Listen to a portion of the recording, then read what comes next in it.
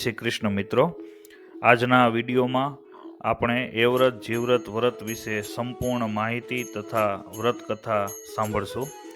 આ પ્રકારના વિડીયો નિયમિત નિહાળવા માટે મારી આ યુટ્યુબ ચેનલ પ્રશાંત ગિરી ગોસ્વામી અત્યારે જ સબસ્ક્રાઈબ કરી લેશો. એ વ્રત જીવવ્રતનું વ્રત અષાઢ વદ 13થી અમાસ સુધી 3 દિવસ કરવું જોઈએ. મીઠા વગરનું ભોજન લઈ એકટાણું કરવું તથા અમાસની રાત્રે માતાજીના ગરબા ગાઈ અખંડ દીવો પેટાવવો. હવે આપણે આ વ્રતની વ્રત કથાનું શ્રવણ કરીશું. એક ગામ હતું, તેમાં બ્રાહ્મણ બ્રાહ્મણી રહેતા હતા. તે ઘણા દયાળુ અને ધર્માભિમુખ હતા, પરંતુ તેમને શેર માટીની ખોટ હતી. આથી સંતાન સુખ અર્થે મહાદેવજીના મંદિરે જઈ બ્રાહ્મણે તપ શરૂ કર્યું. જોત જોતામાં ઘણો સમય વીતી ગયો, પરંતુ શંકર ભગવાન પ્રસન્ન થયા નહીં. અંતે બ્રાહ્મણે ભગવાન શિવને પ્રસન્ન કરવા ભગવાનની સન્મુખ કમળ પૂજા કરવાનું નક્કી કર્યું. જેવો બ્રાહ્મણ જીવ દેવા પ્રયત્ન કરે છે, ત્યાં જ ભગવાન શિવ પ્રગટ થાય છે.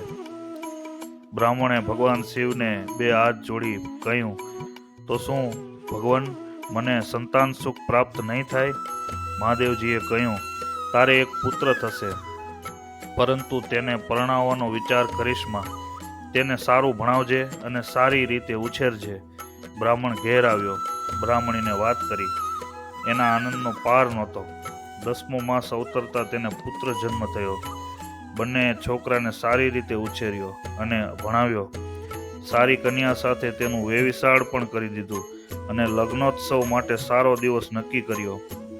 બ્રાહ્મણ ઉમંગના અતિરેકમાં મહાદેવજીના વચનને વિસરી ગયો. મોટી જાન જોતરી તે દીકરાને પરણાવવા ચાલ્યો. 3 દિવસ પછી લગ્ન પતાવી જાન કન્યા સાથે પાછી વળી. અધવચ્ચે પવનનું ભારે તોફાન આવ્યું. મુશળાધાર વર્ષાથી અનેક મકાનો અને વૃક્ષો તૂટી પડ્યા. જાન અડધે રસ્તે અટકી પડી. બધા એક ઘટાદાર ઝાડ નીચે ગોઠવાયા. બ્રાહ્મણ પુત્ર તેની પત્ની સાથે ઝાડ નીચે ગયો, ત્યાં તો તેના પગે કંઈક કરડ્યું. તેણે ચીસ પાડી. બધા ત્યાં દોડી ગયા. એક કાળો સાપ સડસડાટ દૂર જતો સૌએ જોયો. ભયનું મોજું ફરી વળ્યું. છોકરાનો બાપ સમજી ગયો. તે હૈયાફાટ રુદન કરવા લાગ્યો. વહુના માથે જાણે આપ તૂટી પડ્યું. એ રડતી હતી.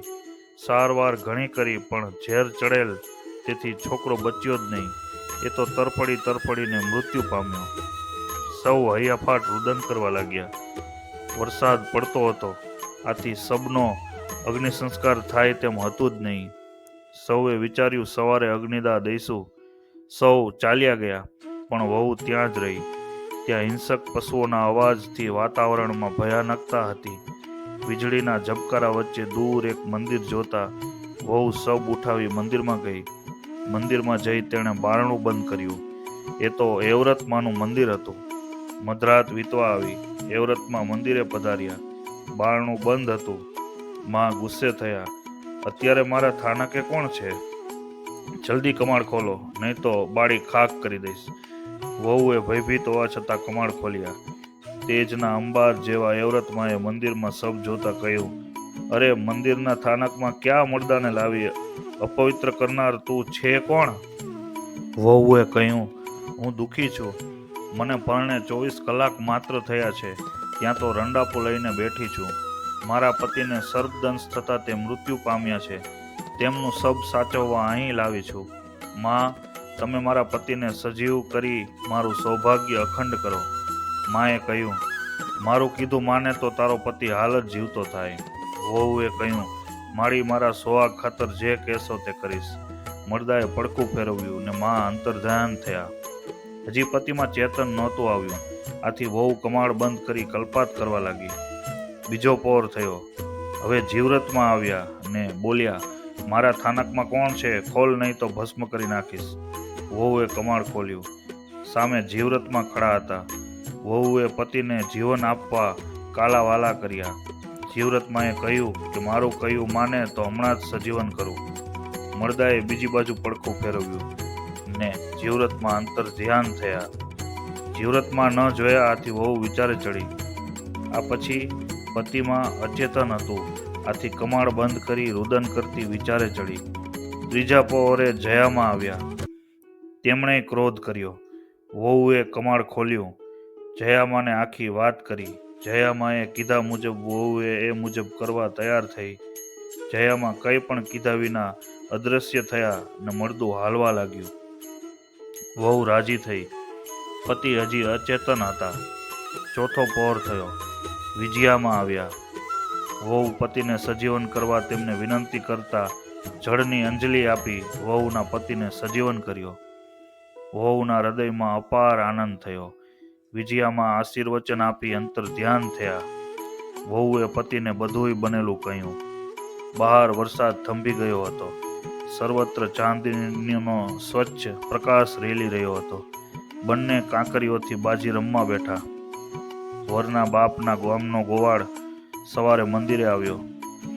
તેણે બ્રાહ્મણના દીકરાને જીવતો બાજી રમતો જોયો. તેને ચમત્કાર લાગ્યો. તેથી તે વરરાજાના બાપને ત્યાં ગયો અને જાણ કરી. હરખભેર બ્રાહ્મણ મંદિરે આવ્યો. બધું જોતા તેનો આનંદ સમાતો ન હતો. ગામમાંથી સૌને બોલાવી વર વહુને વાજતે ગાજતે ગામમાં લઈ ગયા. આખા ગામમાં આનંદ ગુલાલ છવાયો. દંપતી સુખથી રહેવા લાગ્યા. 1 વર્ષ બાદ સ્વરૂપવાન પુત્રનો જન્મ થયો. રાત પડતા એવ્રતમાએ આવી કહ્યું, વહુ, તે મને વચન પાળવા કહેલું તારો છોકરો મને આપી દે. વહુએ પુત્ર આપી દીધો. સવારે પારણું ખાલી દેખાતા સાસુએ પૂછ્યું, વહુ, દીકરો ક્યાં છે? વહુ બોલી, મને ખબર નથી. સાસુ ગુસ્સે થઈ અને કહેવા લાગી કે વહુ તો ડાકણ છે, છોકરાને ભરકી લીધો છે. બધાએ વહુને ફિટકારવા લાગ્યા. 1.5 વર્ષ વીત્યું. વહુએ દીકરાને ફરી જન્મ આપ્યો. રાત્રે જીવરતમાં આવ્યા. છોકરો માગ્યો. આથી હવે આપો.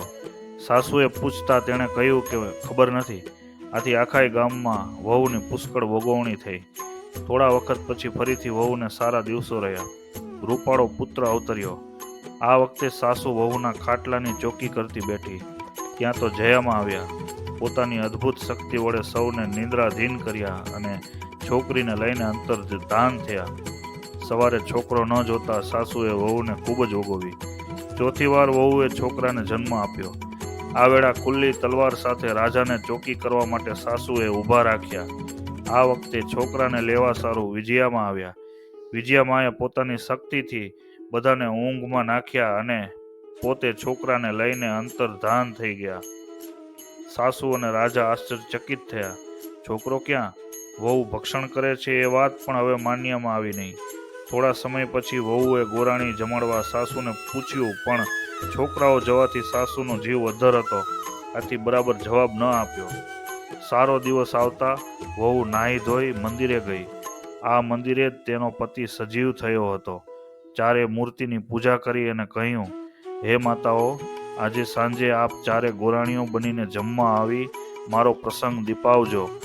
ચારે બહેનોએ આમંત્રણ સ્વીકાર્યું અને તે મુજબ જમવા આવ્યા. ભાવથી વહુ પીરસવા લાગી. જમી રહ્યા ત્યાં ઘોડિયામાં છોકરી રડતી હતી. આથી ચારે માતાઓએ પૂછ્યું, આ કેમ રડે છે? વહુએ કીધું, ભાઈ વિના. એને રમાડનાર ભાઈ નથી. ચારે માતાઓએ પોતે લઈ ગયેલ તે છોકરાઓ પાછા આપ્યા અને આશીર્વાદ આપી અંતર્ધાન થયા. બહેનને 4 ભાઈ મળ્યા. માને 4 દીકરા મળ્યા. સાસુ સ્તબ્ધ બની આ ચારે દીકરાને જોઈ રહી. આ 4 છોકરા પાછા ક્યાંથી આવ્યા? આ ચમત્કારી વાત ગામ આખામાં ચર્ચાવા લાગી. લોક ટોળા બ્રાહ્મણના ઘર આગળ ભેગા થયા. ગામમાં વહુના વખાણ થવા લાગ્યા. 4 છોકરાનો મૃત પતિને સજીવ કરવા ભોગ આપનાર વહુ પર ગામ આખું વારી ગયું.